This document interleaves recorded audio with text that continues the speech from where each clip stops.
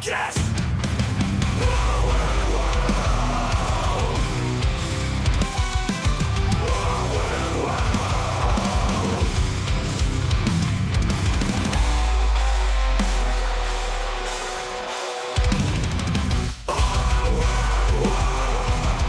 Welcome to our weird world.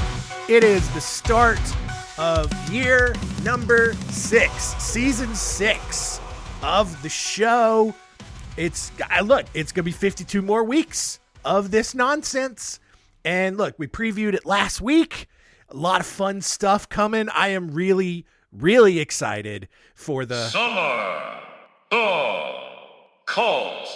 It's going to be so much insanity in those stories, and most of them are probably going to be really long stories to tell, so you're going to basically get bonus content. So there you go, you lemmings. I love you. Anyway, so today we are starting off season 6 with a trio of insane stories. 3 just pretty unrelated stories from history. Just crazy what these 3 dudes kind of got away with, mostly got away with, or just had happened to them at some point. We're looking at the lives of Jacques Mesrine, Anatoly Slivko, and our first story will be of Benny Evangelista.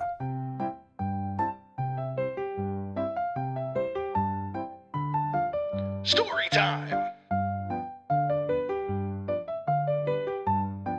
Story time.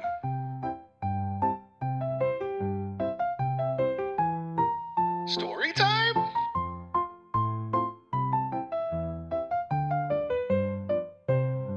Story time. Benjamin Evangelista was born in 1885 in Naples, Italy. As a teenager, he claimed that he was a divine prophet, and then his parents and his whole family immigrated to the United States in 1904. I wish that we knew more about why he was calling himself a divine prophet as a teenager. I bet that was a little off-putting to the very Catholic people in Italy, but whatever. Then they immigrated to the United States. And upon arriving, Evangelista took all of his life savings that he had up to that point, which, I mean, couldn't have been a ton. He's like 20 years old.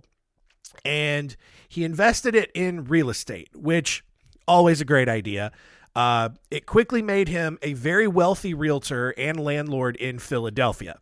In his free time, when he wasn't, managing his properties, he ran a side business selling herbs, hexes, and spiritual remedies.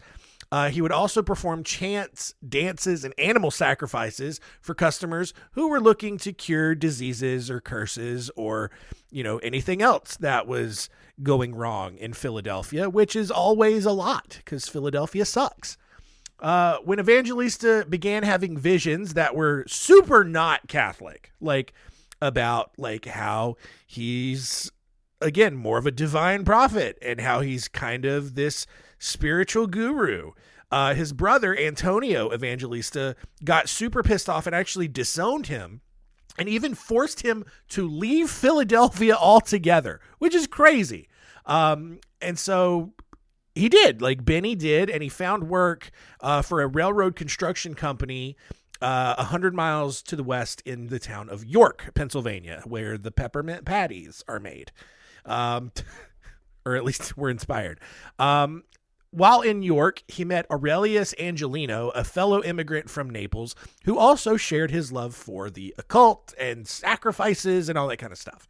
In 1919, though, Angelino went completely crazy, murdered his 2 children with an axe. And after Angelino was sent to a mental institution, Evangelista was like, hey, maybe a lot of this occult stuff is a little weird and I should stop doing it. So he swore it off entirely, packed up his stuff once more, and moved to Detroit. After a few years of really hard work, Evangelista had gotten married. He had some kids. He also got back into the occult and began performing psychic healings for $10 each to people in Detroit. His healings became so popular that he was soon able to use just the money that he made from that to move his family into a large home with a wide front porch, a ton of yard space for his 4 children to play. Down in the basement of this house, Evangelista constructed a papier-mâché model of the solar system and then an altar adorned with knives, bottles, and jars to something. Like, I don't know why we can't get the details on that. Like, who was the altar, for? His little spirit guy that he was doing all the healings and chantings for? I don't know. He also published a book, The Oldest History of the World Discovered by Occult Science in Detroit, Michigan, which, hey, look, tells you what it's about, which was based on the nightly trances that he had been receiving since all the way back in 1906. So basically, like, since shortly after arriving in the United States, he's saying that, like, he's had nightly trances all those years that has taught him previously unknown information, that God was, communicating to him. On July 3rd, 1929, a man named Vincent Elias arrived at Evangelista's house to discuss a real estate deal. After not hearing from anyone, so like Elias, he's knocking on the door, he's trying to find, someone to talk to. He lets himself in anyway, and then he goes down to the basement where he finds Evangelista sitting at his desk with his hands folded in his lap as if he was praying.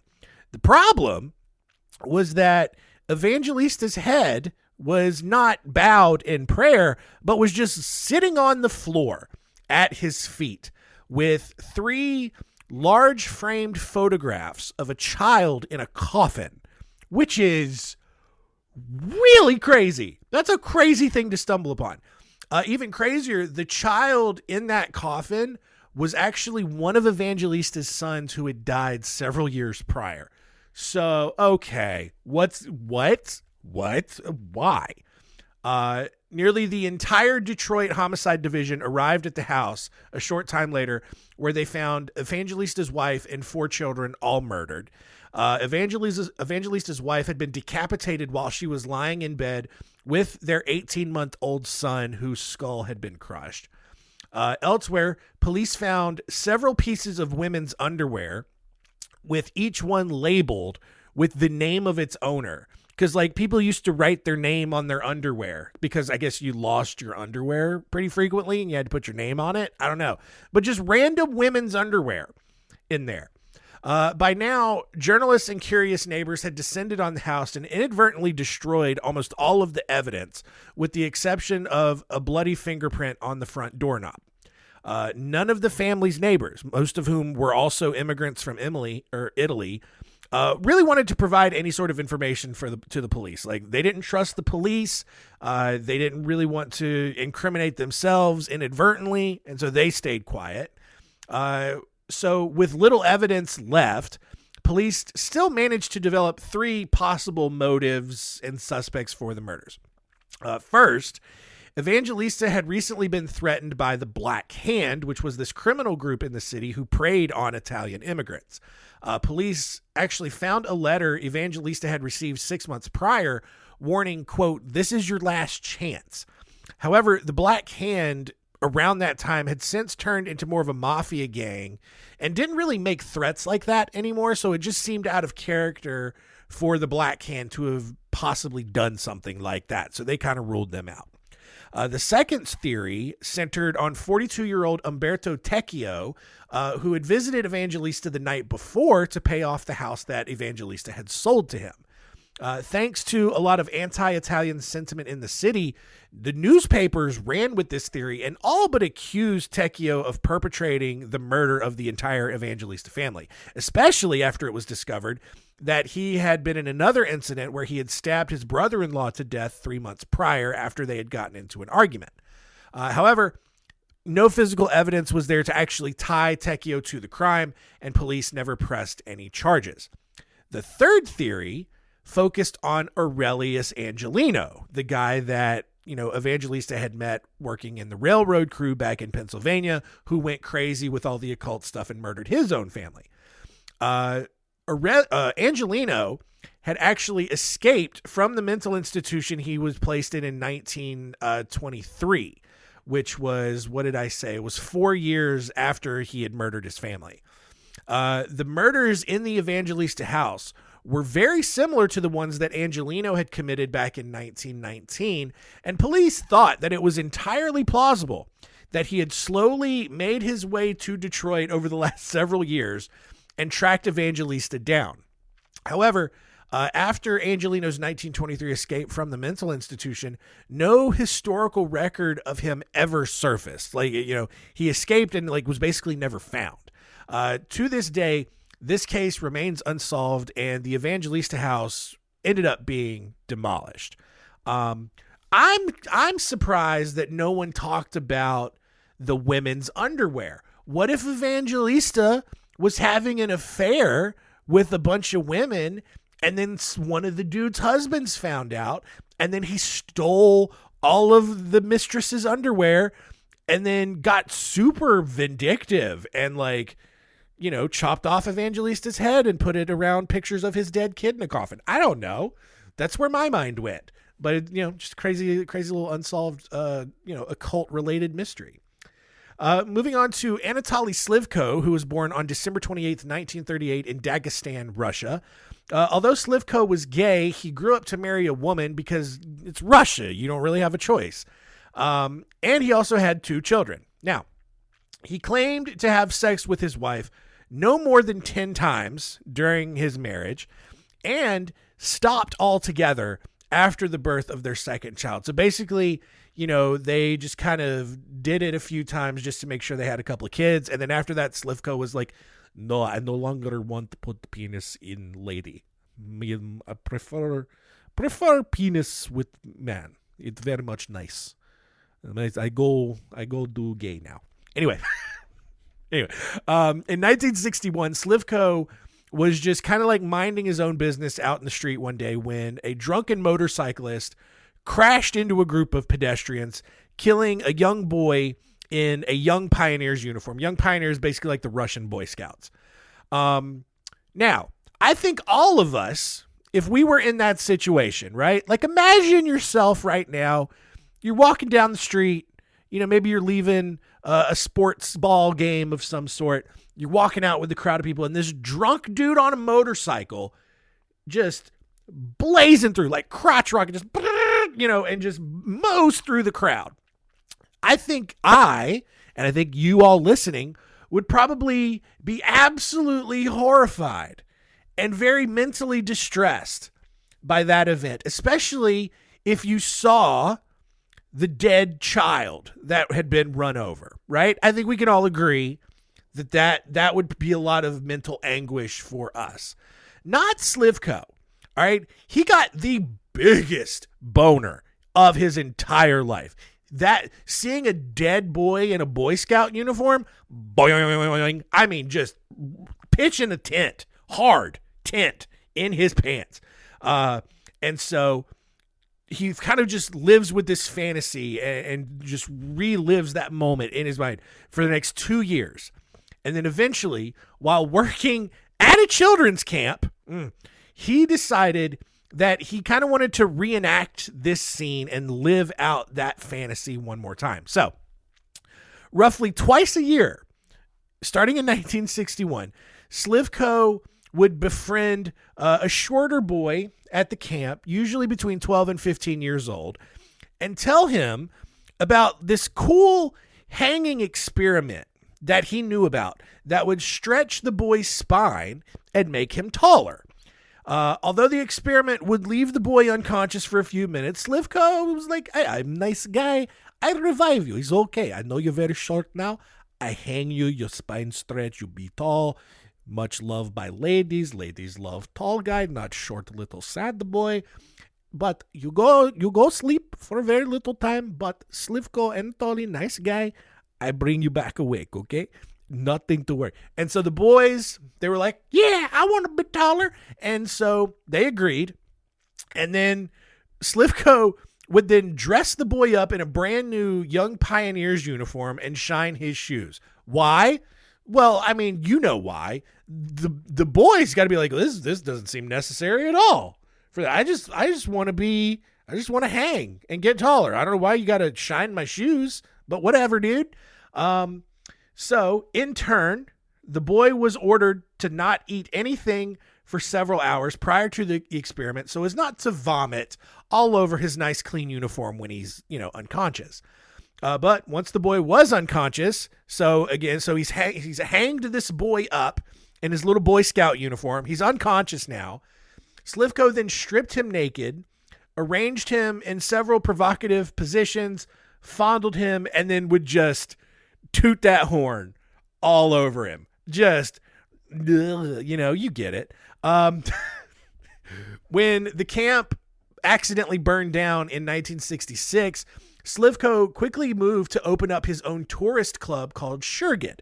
And over the next 22 years of operating this tourist club, Slivko convinced at least 43 boys to participate in his little hanging experiment. Now, in 36 of these 43 instances, Slivko successfully revived the boys and let them return to their lives completely unaware of what had actually happened to them, other than like maybe being a little sticky. All right.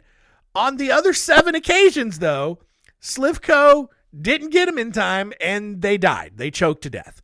And so Slivko dismembered the bodies, doused them in gasoline, and set them on fire because that was, it wasn't out of panic. That was very specific because apparently that incident with the motorcycle, super, super graphic, right?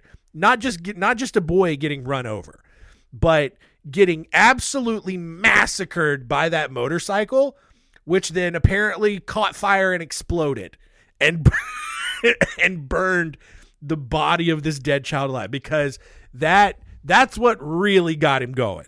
And so he would dismember these kids' bodies, pour gasoline on them, and set fire to them. And he's oh yes, you take me back to a wonderful day, best day of life, very big boner in pant, seeing dead child on fire, much joy in sad Russian heart.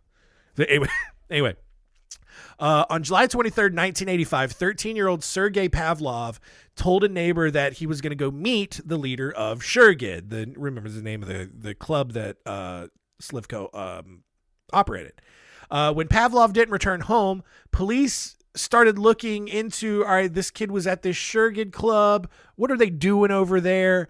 And they soon found many of the boys who had gone there, who had actually survived and been set free by Slivko, and talked about the experiments that Slivko had performed on them.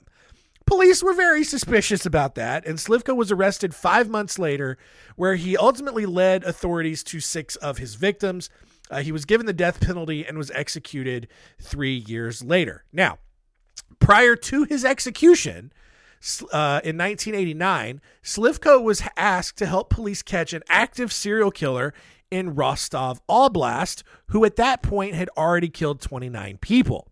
Although Slivko cooperated and shared a lot of insight into why serial killers existed, much of the information that he told police about where they could possibly find this serial killer, how they could catch him, why he was doing what he's doing. A lot of that information was wrong, because not all serial killers are just reenacting a single horrific fantasy that they had at one time. Police eventually arrested that serial killer, who was Andrei Chikatilo, the following year. And if you want to revisit Chikatilo's story, we covered that way back on episode 27. So Chikatilo, one of the most prolific serial killers of all time. Pretty entertaining story if you're into that sort of thing. Our final story here is of Jacques Mesrine, who was born in a suburb of Paris on December 28th, 1936, to a working class family. Despite watching the Nazis massacre his entire village during World War II, which left a very lasting impression on him, Mesrine's parents still had hope for their son after the war and sent him to the prestigious Collège des Joielets. Unfortunately, Mesrine was quickly expelled after attacking the principal and spent the rest of his education bouncing around other schools because of his constant behavioral issues. In 1955, he married Lydia de Souza, and the couple divorced then a year later. Mesrine was then drafted into the French army to go fight in the Algerian War, which I don't know what it was about. Algeria's in northern Africa, probably something to do with that. Although he wasn't a fan of the rigid discipline in the military, Mesrine enjoyed combat and eventually received the Cross for Military Valor before his discharge in 1959. 2 years later, Mesrine joined the Organisation Armée Secrète, which was kind of sort of a French version of the Proud Boys, who dedicated their time to trying to prevent the Algerians in Africa from gaining independence from French colonial rule. I bet that's what the Algerian Wars were about, you guys. Storytelling. He also married his second wife, Maria de la Soledad, and had 3 children with her before separating 4 years later. In 1962, despite having gotten away with several crimes up to this point that, just like petty crimes and stuff, Mesrine was given an 18-month prison sentence for robbery.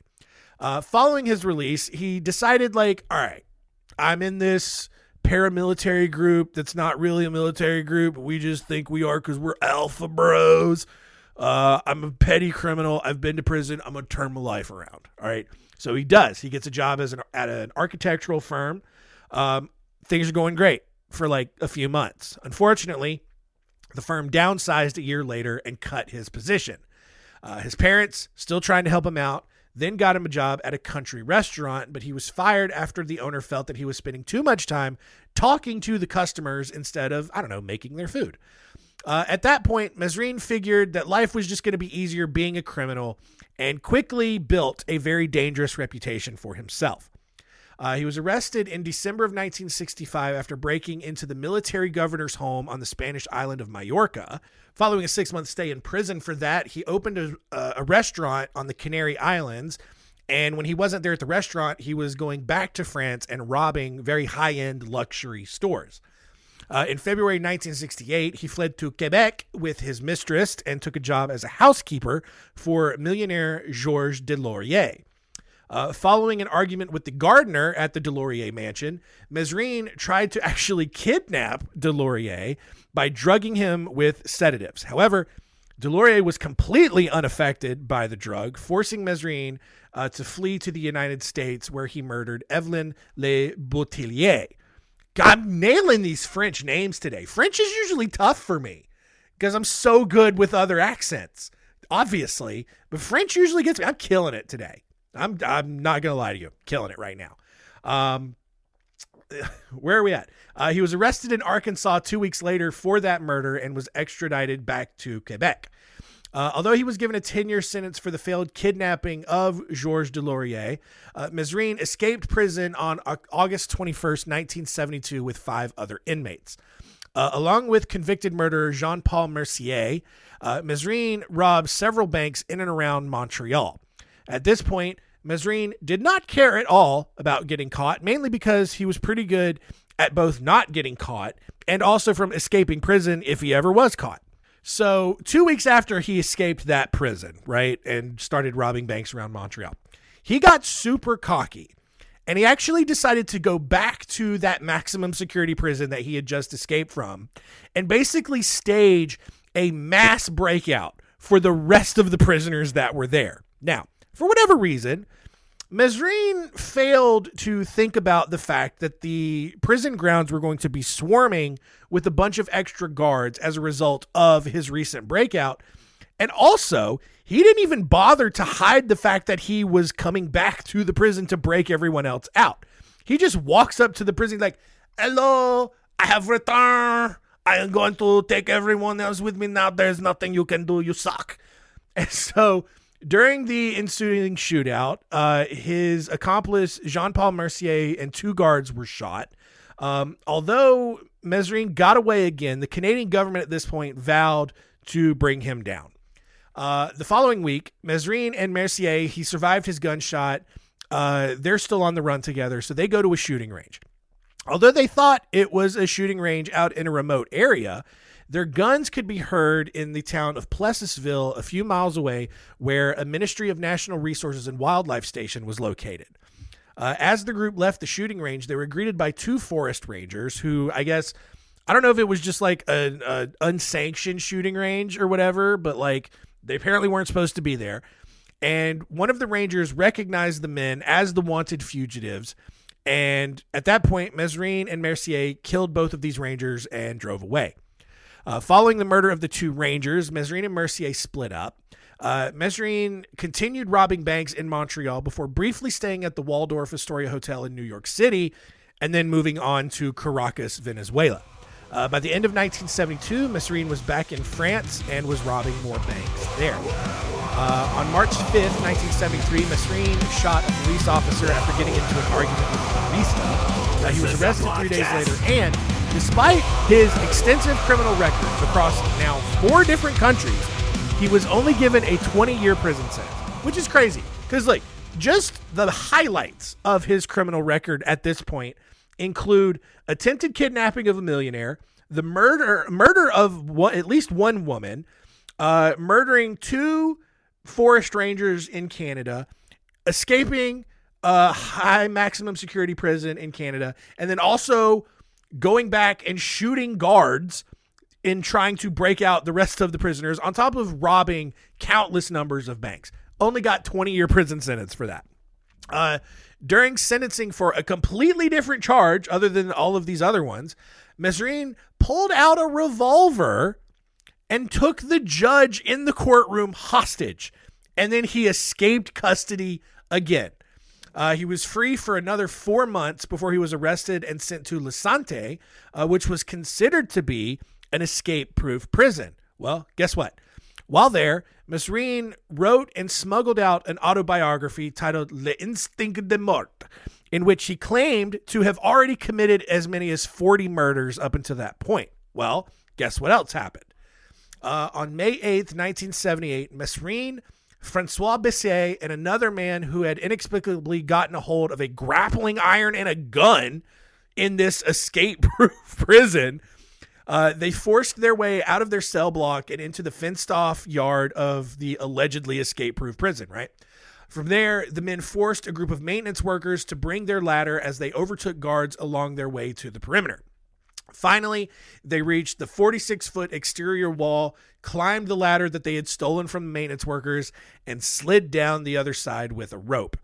The third man, who was unnamed in sources, was shot by police just outside of the prison, while Mesrine and Bisset hijacked a car and got away. Following a gun store robbery, which is a great sign, Mesrine and Bisset robbed the Deauville Casino. As they ran out with 130,000 francs, they were met by police and another shootout ensued. Although Mesrine was wounded, he and Bisset escaped again, took a nearby farmer and his family hostage, and then forced them to drive out into the country to safety. A few days later, Mesrine kidnapped a banker and received 450,000 francs as a ransom. Despite being French public enemy number 1, the magazine Paris Match actually sat down to interview him, where during the interview he threatened the Minister of Justice because, I mean, at this point, why not? Like, how crazy that, like, imagine like Ted Bundy, right? When he's on his multi-state murder spree. What, like, just imagine like if he just like took a second and sat down for an interview with like Time magazine. Like that's the level of insanity we're talking about here, right? Mesrine then continued to travel around Europe before robbing another bank in Paris at the end of 1978. Shortly after this bank robbery, Mesrine decided to launch a campaign to close maximum security prisons, probably because they didn't actually work, and attempted to kidnap another judge who had previously sentenced him to prison. Although his accomplice in this kidnapping was captured, Mesrine escaped in plain sight by running downstairs past several policemen, shouting, "Quick, Mesrine is up there!" Like, how bad are you as a policeman? Like, that is slapstick comedy level errors right here. Like, police, so bad at this point, then just ran upstairs to find a young officer handcuffed to a drain pipe and weeping. So Jacques Mesrine, apparently they didn't know what he looked like, which would be one of the most important details to figuring out how to capture this guy. They get him cornered. He's upstairs. He takes a police officer, handcuffs him to a drain pipe, and this police officer starts weeping. And then Mesrine sprints down the stairs past a gang of other officers And the officers are just like, what? And Mesrine's like, oh yeah, the guy you want's upstairs. You should go capture him. And no one thought to chase after him or stop him and question him like, hey, well, who are you? Are you his accomplice? Like, maybe you should hang on a second. We should clear you first. No, none of that. After laying low for roughly 7 months, Mesrine kidnapped millionaire Henri Lelevier and received, I don't feel great about that one. Oh God, dang it. This one's hard. Lelive. I'm trying to think because it's spelled like the same way like Brett Favre's last name was spelled. So it's maybe it's Lilarve. Henri Lelive. Anyway, and he received a 6 million franc ransom. I struggled through that so bad. Anyway, he kidnapped this millionaire, got 6 million franc in ransom. 3 months later, Mesrine agreed to do an interview with Jacques Tillier, a former policeman who had written a negative story about Mesrine in the French newspaper Minute. It's minute, but it's probably like minute. It's, French. Mesrine, who was not a fan of this story written about him, sat down for the interview and immediately shot Tillier in the face, leg, and arm upon his arrival. However, Tillier survived and discovered the identity of Mesrine's new accomplice, Sylvia Jean-Jacques. With Tillier's information, police tracked down Jean-Jacques' car thanks to several unpaid parking tickets. And on November 2nd, 1979, after being followed for 3 days, police cornered Mesrine and Jean-Jacques at an intersection in Porte de Clignancourt, just outside of Paris. After several escapes, police had finally learned their lesson and just opened fire on the car without giving anyone a chance to surrender or run away. Brilliant. After 20 shots were fired at point-blank range, Mesrine was hit 15 times and killed, while Jean-Jacques lost an eye. Her dog, who was also in the car, was killed by one of the bullets, which is sad, but whatever. Although French media outlets pointed out that Mesrine wasn't given a chance to surrender, French police was like, what are you talking about? And they pointed to this mountain of evidence of Mesrine claiming that he would never surrender at any point, at any time, to anybody. Mesrine was also found with 2 grenades taped together to use on the police if given the chance. Following several surgeries for her injuries, Jean-Jacques spent 2 years in prison before being acquitted. Mesrine's defense attorney, I don't know how you even defend this dude, actually spent the next 30 years demanding an investigation into Mesrine's death, claiming that Mesrine had been assassinated without even being given a fair chance to defend himself.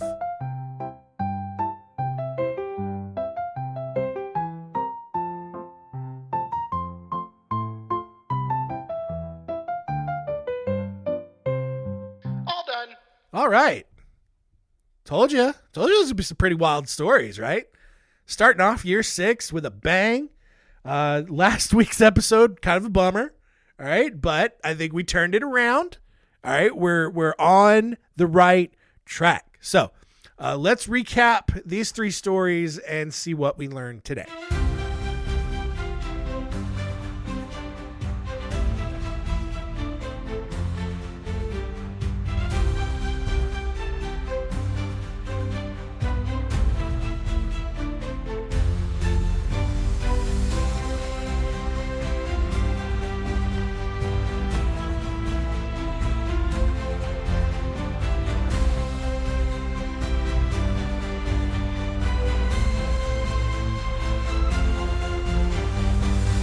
What did we learn? Number 1, who murdered the Evangelista family in Detroit?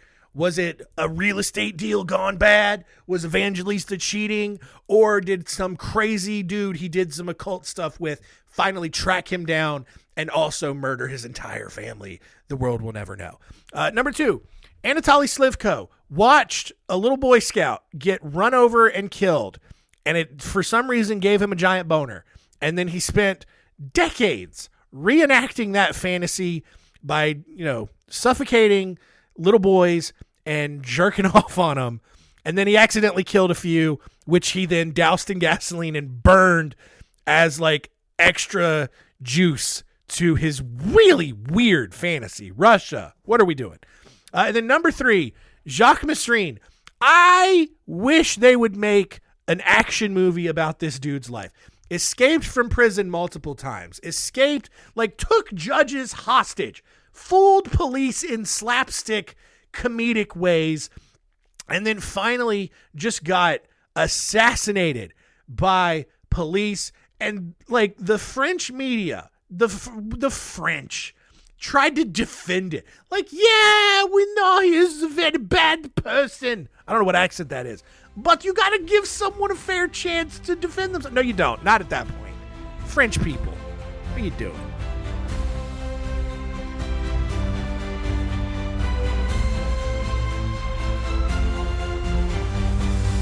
What did we learn? Next week on Our Weird World, we're going to throw some more serial killers at you.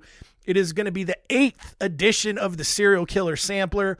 We're looking at the stories of Robert Black, Larry Eiler, and David Mason. So come on back for some more true crime. Just pretty standard serial killer stories, but got their own little unique twist to them, as they always do. So thank you so much for continuing to listen. Keep telling all your friends, and keep it weird.